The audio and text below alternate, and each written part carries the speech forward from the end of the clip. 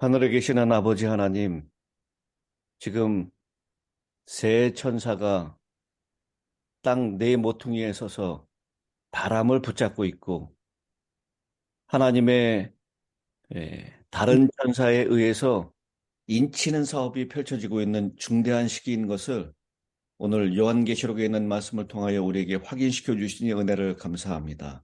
아멘. 품성과 생애가 주님의 품성과 거룩한 생애를 닮아갈 수 있도록 도와주시고, 아멘. 하나님의 속해 있는 백성으로 흔들림이 없이 인침받은 그런 백성으로 오늘을 살아낼 수 있도록 은혜 허락하여 주시옵소서.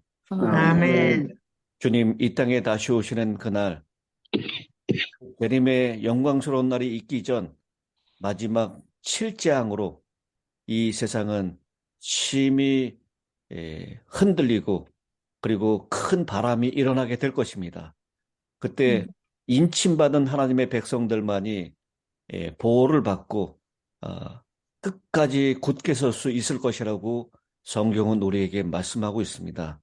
오늘 우리 모두가 예, 하나님의 백성들로 확인될 수 있도록 은혜를 허락하여 주시옵시고, 아멘. 우리 매일매일의 삶이 흔들림이 없이 예, 사단을 대적하는 자리에 서 있을 수 있도록 은혜 허락하여 주시옵기를 우리를 사랑하시는 예수님의 이름으로 기도드리옵나이다. 아멘. 편히 주무셨습니까? 네. 오늘은 요한계시록 7장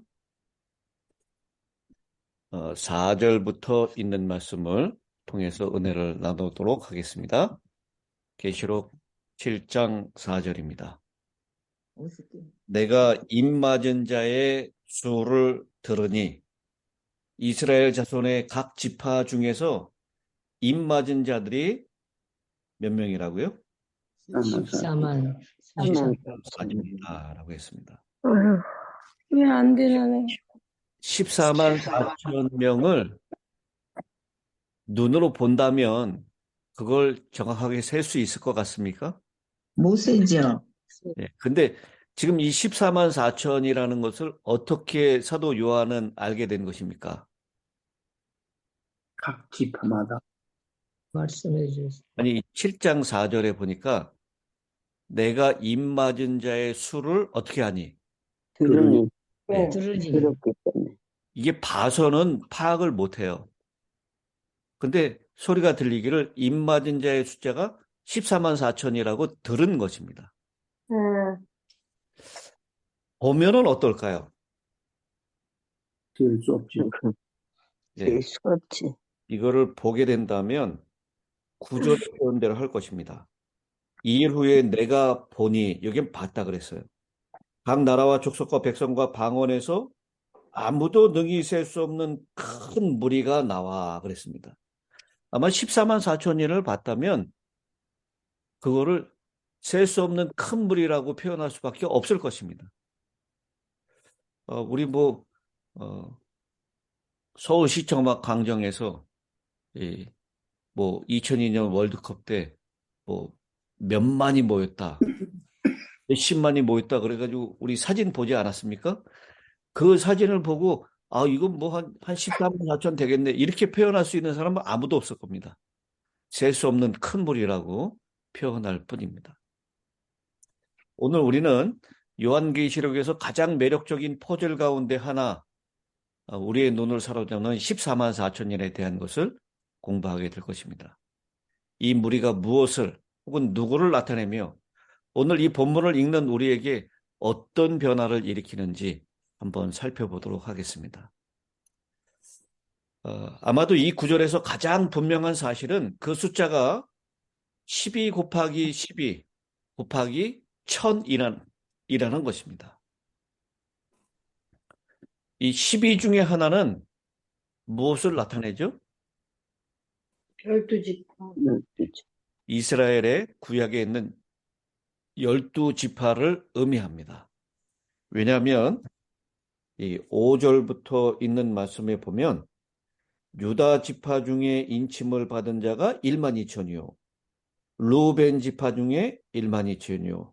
해가지고 8절까지 베냐민 지파 중에 인침을 받은 자가 1만 2천이라 해가지고 12지파의 이름이 쭉 언급이 되고 있는 거 봤을 때 이 12이라고 하는 숫자는 구약의 12지파를 의미한다라는 것을 알 수 있습니다. 12,000명이 각 지파에서 나와서 도합 14만 4천을 이룹니다. 그러나 구약 성경에 천을 의미하는 히브리어 엘레프라고 하는 것은 다양한 방법, 이 천을 엘레프라고 하는 히브리어로 발음을 합니다. 다양한 방법으로 사용을 하는데요. 그것은 단지 한 숫자가 아닙니다. 물론 한 숫자로서 엘레프는 각자 1000명으로 이루어진 144개의 집단을 나타냅니다. 우리는 이 천이라고 하는 숫자, 이것을 군사적인 단위를 나타낼 때 사용하는 단어로 사용할 수 있습니다. 이 단위를 여단 혹은 대대라고 부를 수 있습니다. 로마인들은 이것을 코홀트라고 하는 말인데요. 로마 군대의 코홀트는 960명의 사병에 장교의 수를 더하여 약 1000명 정도로 이루어진 단위 부대입니다. 여단급이나 혹은 대대급이 될 것입니다. 이 LF, 천이라고 하는 이 단어는 또한 각 지파의 행정 구분을 사용할 때 적용할 수 있습니다. 오늘날로 얘기하면 군이나 혹은 주와 같은 개념이었습니다. 고대 이스라엘에서는 각 지파의 사람의 숫자가 만 단위였습니다. 그래서 뭐 3만 명, 4만 명, 뭐 6만 명 이렇게 만 단위로 각 지파의 숫자가 있었죠. 그래서 이스라엘의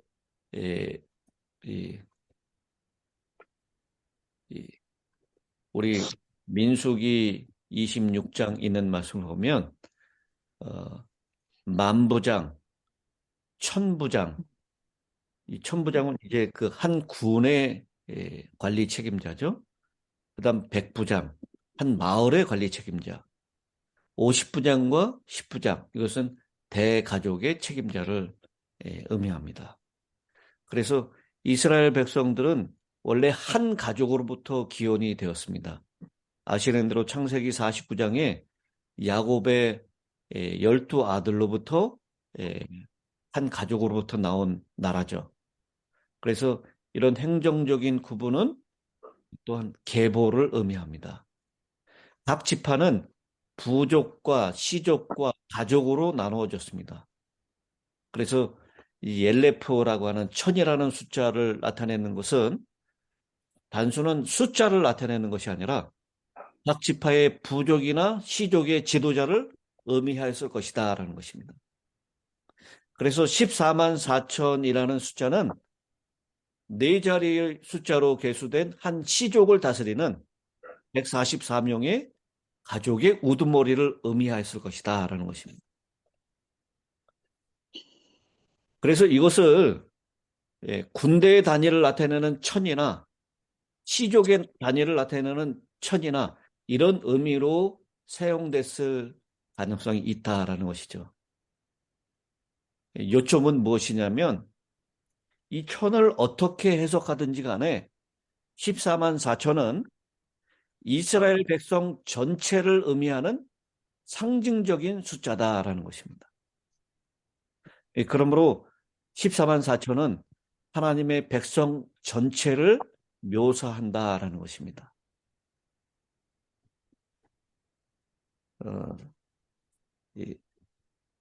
7장 4절에 내가 인침을 받은 자의 수를 들으니 이스라엘 자손의 각 지파 중에서라고 했습니다. 이 이스라엘은 야곱의 12아들로 대표되는 구약의 12지파를 의미하는 것일까요? 문자적으로?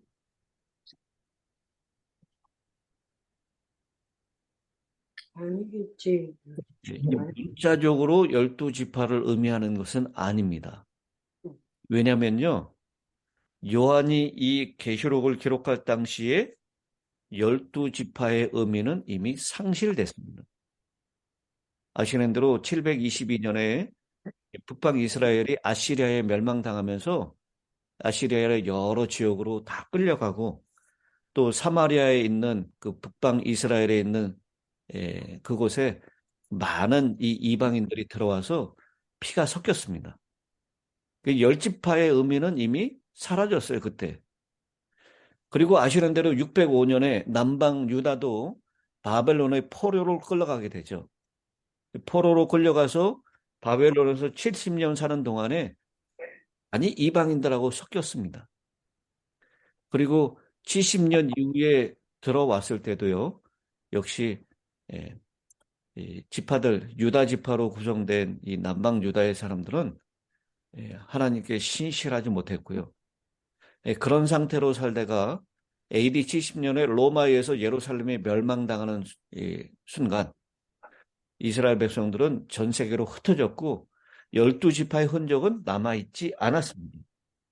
그러니 이 요한계시록을 쓰던 AD 90년 이후에 그때 당시에는 12지파라고 하는 이 혈통적인 또 지역적인 의미는 완전히 사라진 상태였다라고 하는 것입니다. 그래서 여기 이스라엘 자손 중에 각 지파 중에서 인침을 받은 자라고 하는 이 표현은 상징적이고 혈통적인 이스라엘이 아니라 영적인 이스라엘을 얘기하는 것이다라는 것을 우리가 쉽게 알 수가 있습니다.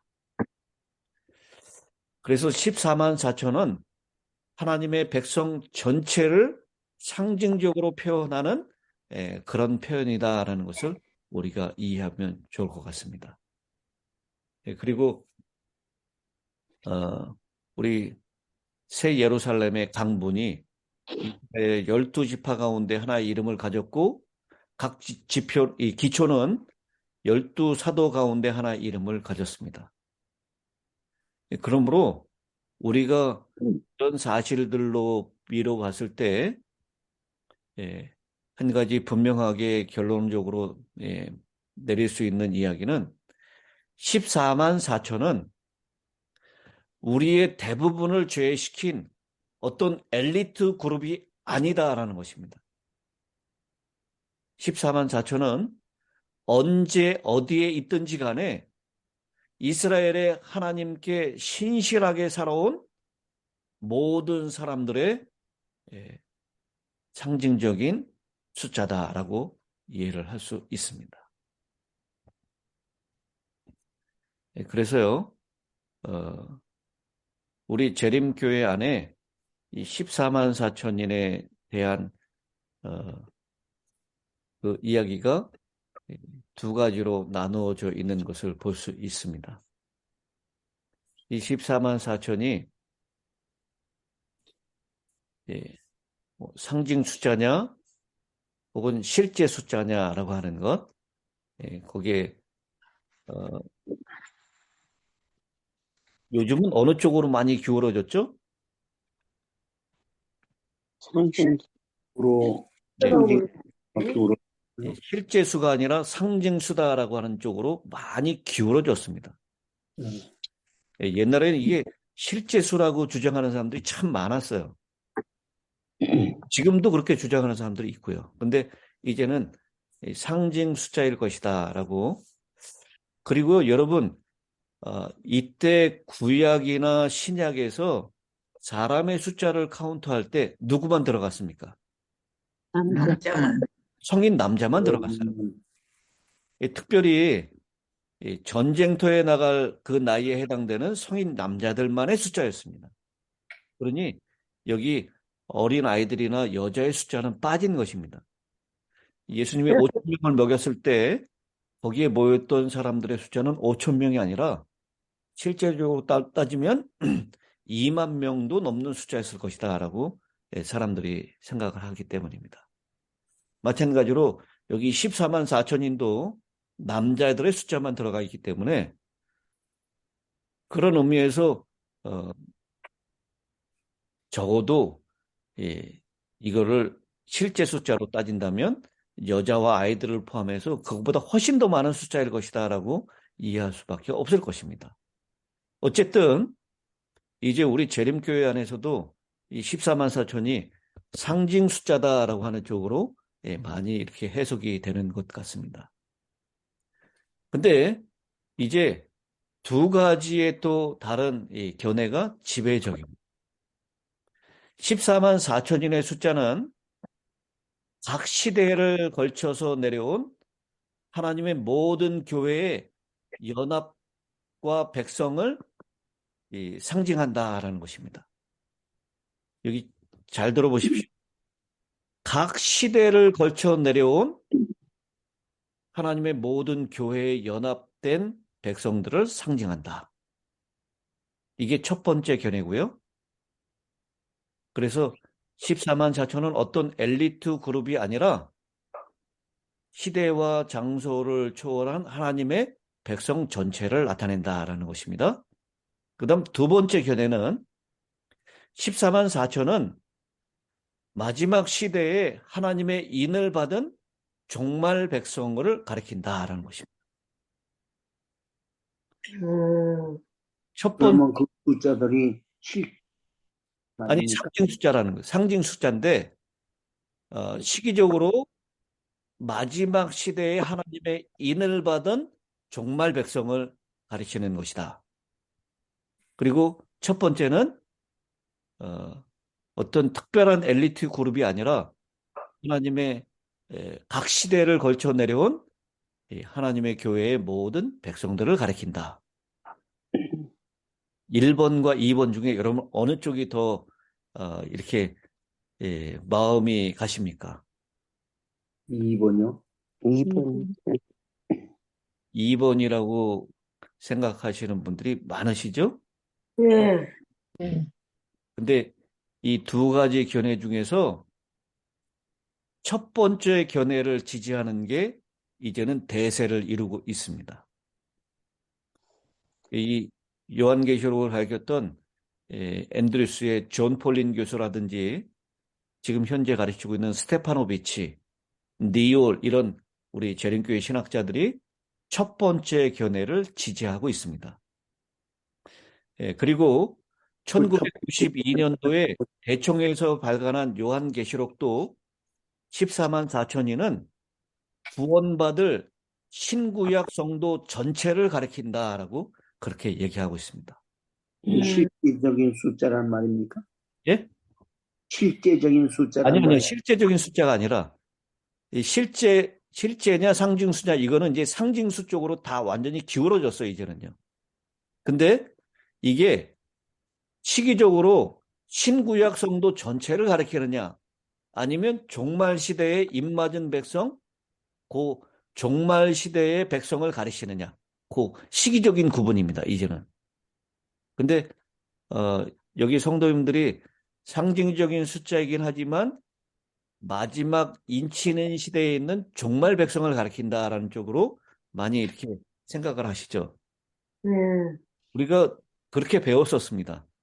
저도 그렇게 생각했고요. 근데 요즘 이게 특별한 종말 시대의 백성들만을 가리키는 것이 아니라 신구약 각 시대를 전체를 가리킨다. 왜냐하면 인치는 사업은 이 종말 시대의 사업에만 있었던 것이 아니기 때문입니다.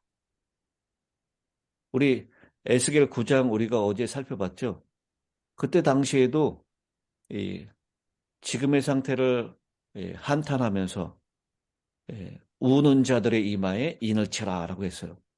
입맞은 사람들은 이 마지막 종말 시대에만 있었던 것이 아니라 구약에서도 하나님의 입맞은 백성들은 계속해서 끊임없이 있었다라는 것입니다. 그래서 우리 유대인 신학자였던 듀캉이라고 하는 신학자는 이렇게 얘기했습니다. 그것은 바로 사도 바울이 꿈꾸었던 온 이스라엘, 로마서 11장 26절이죠. 또한 그것은 다양한 문화와 국가에서 나온 요한이 보는 흰옷 입은 큰 무리, 압제로부터 생존한 사람들이다. 그렇게 요즘 우리 재림교회 신학의 추세가 그쪽으로 넘어가고 있다라고 얘기를 하고 있습니다. 둘째 견해를 지지하는 사람들에 의하면 14만 4천인은 세천사의 기별을 받아들인 자들이고 마지막 인치는 시기는 셋째 천사의 기별이 선포된 이후부터이며 마지막 시대의 안식일과 연관된 인과 14만 4천일을 언급한 것은 그 신원이 종말 백성임을 암시한다라고 주장을 합니다. 그래서 14만 4천인이 구원받은 신구약 성도 전체가 아니라 마지막 시대에 하나님의 셋째 천사의 기별인 안식일 기별을 믿고 선포하며 하나님의 최후의 인을 받은 마지막 무리다라고 그렇게 주장을 합니다. 근데 여러분, 이 첫째 견해와 둘째 견해 중에서 여러분들이 편한 쪽으로 그것을 받아들여도 전혀 문제는 되지 않을 것 같습니다. 그런데 요즘 우리 재림교회의 그 신학적인 추세는 이 종말 시대의 특별한 백성만을 얘기하는 것이 아니라 신구약 전체에 하나님께 속해 있는 입맞은 백성들을 얘기한다라고 그런 추세로 지금 우리 재림교회 신학이 가고 있다라는 것만 참고적으로 알아두시면 좋을 것 같습니다. 그리고요, 오늘 이 입맞은 자의 이 명단이 쭉 4절, 5절부터 8절까지 쭉 나옵니다. 그런데 이것이 창세기 49장에 나오는 12지파의 명단이라든지 혹은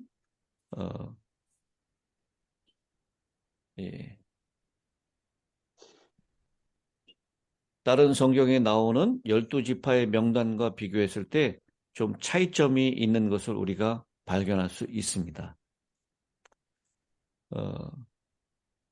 창세기 49장, 또 에스겔 48장, 민수기 1장 목록에 보면 이 12지파의 이름들이 어떤 지파는 빠지고 어떤 지파는 들어가고 하는 것을 우리가 볼 수 있습니다. 특별히 이 계시록 7장의 명단 가운데 두드러지게 빠져있는 지파의 이름이 있죠. 어느 지파입니까? 단 지파하고 에브라임 지파입니다. 사실상 요셉의 두 아들이었던 므낫셋과 에브라임이 야곱의 아들로 야곱이 받아들였기 때문에 그래서 12지파가 아니라 실제로는 14지파가 돼야 됩니다. 근데 14지파 중에서 요셉을 빼고 또 이 땅이 없었던 레이를 빼가지고 므낫셋과 에브라임이 들어가서 12지파를 만들기도 했고요. 여러 다양한 방법으로 12지파를 조합했는데 이 계시록에 보면은 단지파와 에브라임 지파의 이름이 빠져 있는 것을 보게 됩니다. 대신에 요셉 지파와 레이 지파가 들어가 있어요. 그래서 이런 것들을 봤을 때 이 지파가 한 지역을 대표하거나 이 야곱의 구약의 12지파를 대표하는 그런 것은 아니다라는 것을 우리가 확인해 볼 수가 있습니다. 왜 단지파가 빠졌느냐? 왜 에브라임 지파가 빠졌느냐? 이것에 대한 설명은 단지파는 우상 숭배를 하고 또 에브라임 지파는 여로보암이라고 하는 우상 숭배를 만든 장본인이 그 에브라임 지파에서 나왔고 그리고 단지파까지 가서 단지파의 지역까지 가서 많은 이스라엘 백성들이 우상을 숭배했던 그 일이 있었기 때문에 우상 숭배자요 반역자였기 때문에 그들의 이름이 빠져 있다라고 그렇게 해석하는 것이 있습니다. 어쨌든 이 정확한 12지파의 명단들이 실제적인 구약의 12지파를 나타내는 것은 아니다라고 하는 것을 우리가 확인해 볼 수 있습니다. 그리고 단지파에서 구원받은 사람은 그럼 아무도 없겠느냐? 꼭 각 지파마다 정확하게 12,000명씩 이루어질 수 있겠느냐? 이런 어려운 문제들도 있습니다. 그렇기 때문에 이것을 상징적인 것으로 해석하고, 그리고 이것에 대한 숫자들도 또 12지파들 이것도 역시 상징적인 것이다라고 하는 것으로 볼 수가 있겠습니다.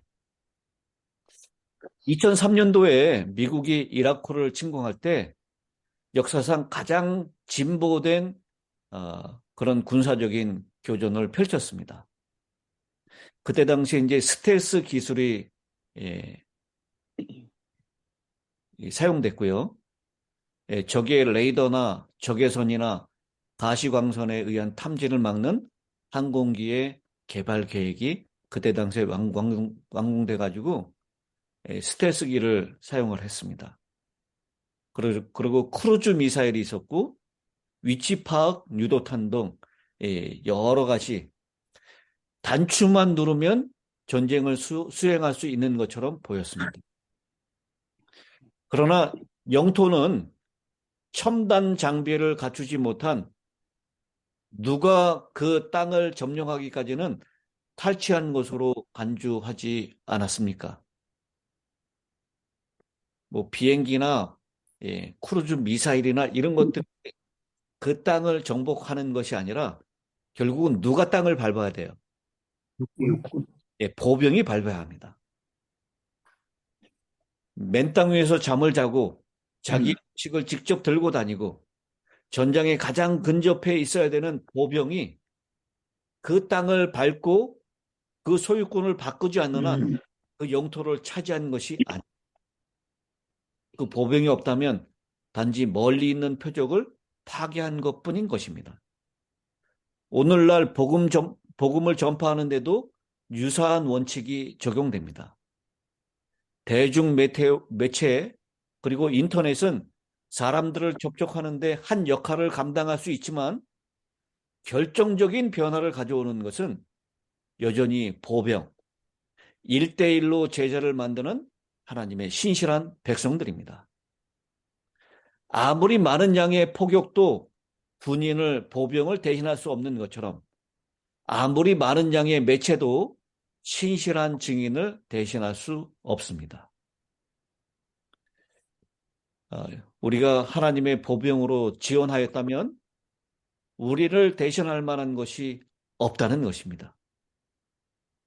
주님께서는 우리에게 가서 각 족속들에게 제자로 삼으라고 사명을 주셨습니다. 텔레비전이나 라디오나 인터넷이 우리를 대신할 수 없다는 것입니다. 여기 땅에 있는 자들, 그 사람들 가운데 입맞은 자들, 그들은 결국 우리가 먼저 구원받은 우리가 찾아내서 하나님의 인을 치는 그 사업에 함께 참여해야 되고 그 일을 대신할 사람은 없다는 것을 오늘 이 시간에 꼭 기억하시게 되길 바랍니다. 아멘. 세상에서 진정한 변화를 만들어낼 수 있는 것, 그것은 1대1로 제자를 만드는 하나님의 신실한 백성들입니다. 오늘 우리 모두가 다른 사람의 필요를 느끼도록 예민하게 깨어있는 마음을 갖게 해달라고 기도하시고 우리가 있는 곳에서 하나님의 인치는 사업에 함께 참여하는 그런 백성들로 설 수 있기를 간절히 바랍니다. 마지막 끝 기도를 우리 노용자 집사님께서 해 주시겠습니다.